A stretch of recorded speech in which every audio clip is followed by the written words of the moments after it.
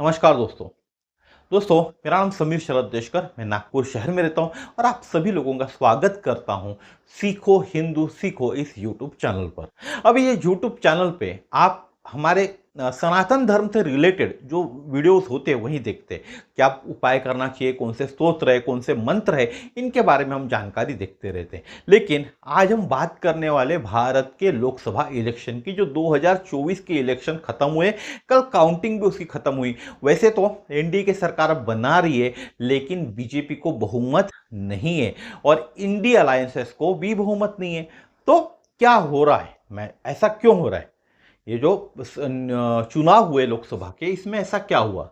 हम सनातनियों की कहाँ गलती हुई? बात करें तो सबसे पहली गलती मुझे लगता है जो बीजेपी के लोग थे, जो बीजेपी के लीडर्स थे, उनकी गलती है। उनको बहुत ज़्यादा ओवर कॉन्फिडेंस था कि थर्ड टाइम भी वो चुनाव इजीली जीत जाएंगे और 400 प्लस सीटें उनको भारत भर में मिल जाएंगी। ये उनका एक ओवर कॉन्फिडेंस था।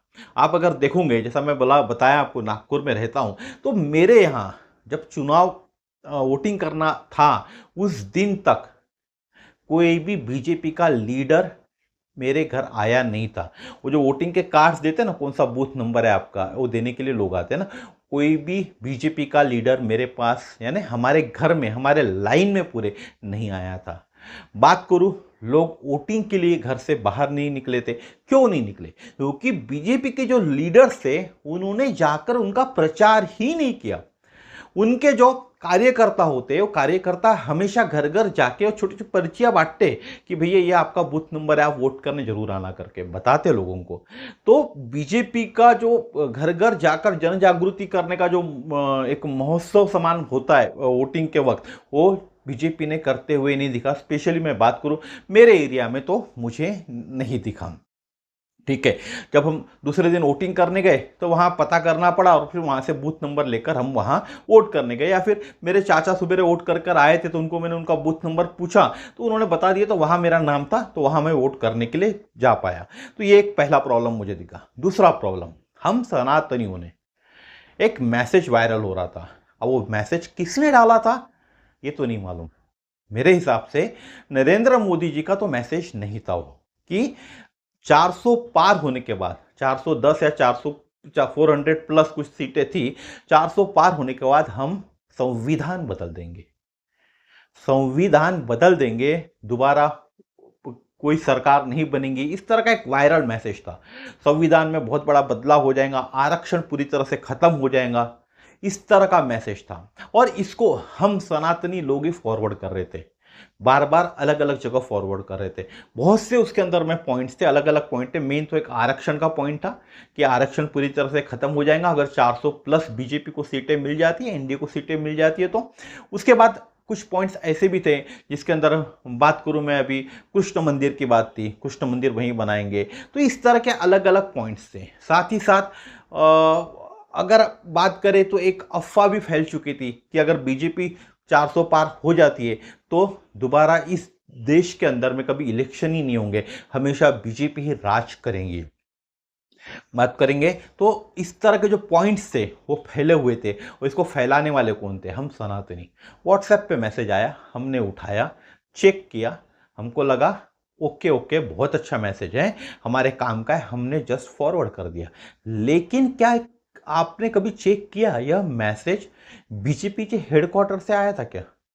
हो सकता है जो बीजेपी के दुश्मन थे, जो सनातन के दुश्मन थे, उन्होंने इस मैसेज को भेजा किसी को, और फिर सनातनी लोगों ने इसका प्रचार करना शुरू कर दिया और वायरल कर दिया गया मैसेज, जिसके कारण बहुत बड़ी समस्या बीजेपी के लिए हो गई। अब आप जब बात करोगे, जो अपोजिट पार्टी थी बीजेपी की, वो क्या कहते थे? जब आपने सुना होगा उनका चुनाव के दौरान जो भाषण देते थे कि बीजेपी के लोग कह रहे, बीजेपी के लोग कह रहे हैं कि आरक्षण खत्म हो जाएगा अगर 400 पार सीटें आएंगी तो। और ये एक वायरल मैसेज वायरल हो रहा है, यह वो लोग बताते थे। तो मुझे लगता है ये एक बीजेपी के लिए षड्यंत्र बुना गया था, षड्यंत्र रचा गया था, जिस षड्यंत्र के अंदर में हम सनातनी भाइयों को, हम हिंदू भाइयों को बहुत अच्छी तरह से जकड़ लिए, हम पकड़ लिया गया इस षड्यंत्र का हिस्सा बना लिया और ऐसा मैसेज हमको दिया गया जिसको हम वायरल कर रहे थे बिना सोचे समझे। अब बात कर रहे, अब चल रही है बात कि हो सकता है जो पलटू राम है वो फिर से पलटी मार दे और इंडिया गठबंधन में शामिल हो जाए। तो ये बातें कौन फैला रहा है? क्या बीजेपी ने बात फैलाई? क्या बीजेपी के किसी बड़े लीडर ने आपको बताया कि पलटू राम फिर से पलटने वाले करके? बिहार में जिनको नीतीश कुमार को इतनी सारी सीटें मिली हुई है, इतना बहुमत मिला हुआ है, तो नीतीश कुमार पलट सकते हैं और इंडी गठबंधन में जा सकते हैं। वो प्रधानमंत्री भी बन सकते हैं, उप प्रधानमंत्री भी बन सकते हैं। इस तरह की अफवाहें फैलाई जा रही है। तो क्या ये अफवाह सही है? हम अभी उन्हीं अफवाहों पे बात कर रहे हैं, हम भी बोल रहे हैं कि हाँ हो सकता है। तो अभी आपकी आंखें खुलने का समय आ चुका है।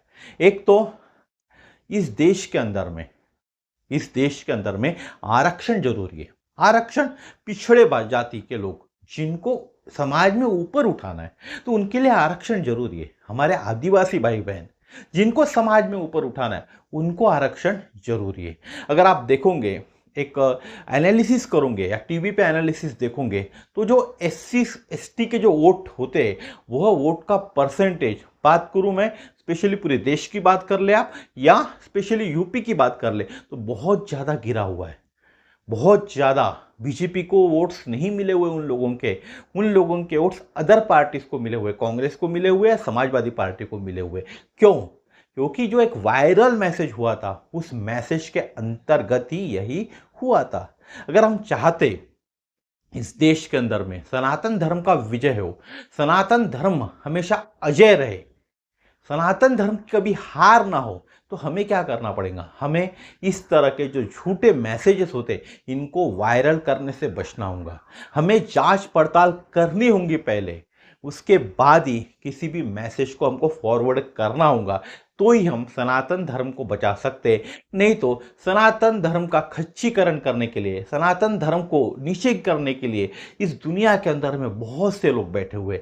वो चाहते ही है कि सनातन धर्म कभी ऊपर नहीं उठे। सनातन धर्म को हमेशा दबाने की कोशिश लोग कर ही रहे। और इसके अंदर में मुझे लगता है इस लोकसभा जो इलेक्शन हुआ उसके अंदर में वो लोग सक्सेसफुल हो गए, क्योंकि बीजेपी को बहुमत नहीं मिला। भले ही एनडीए को बहुमत मिला, लेकिन बीजेपी को बहुमत नहीं मिला है, जिसके कारण हो सकता है जो निर्णय बीजेपी लेती थी पहले, आज वह निर्णय बीजेपी ले नहीं सकती। तो मेरा इस चैनल पर यह वीडियो बनाने का एक ही मकसद है कि हमें जागरूक होना चाहिए, हम सनातनी भाइयों को जागरूक होना चाहिए। मैं ये नहीं कह रहा हूं कि आपको बीजेपी को वोट करना चाहिए। जो लीडर, जो बंदा सनातन धर्म के लिए काम कर रहा है, चाहे कांग्रेस का हो, चाहे बीजेपी का हो, चाहे समाजवादी पार्टी का हो, चाहे किसी और पार्टी का हो, चाहे आम आदमी का ही पार्टी का क्यों ना हो, आप उसे वोट करें।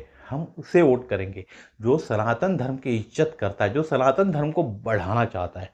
सनातन धर्म को दबाने वाले की हम कभी भी वोट नहीं करेंगे।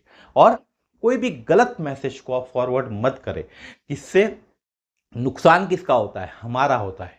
हम सनातनियों का नुकसान होता है, किसी और का नुकसान नहीं होता।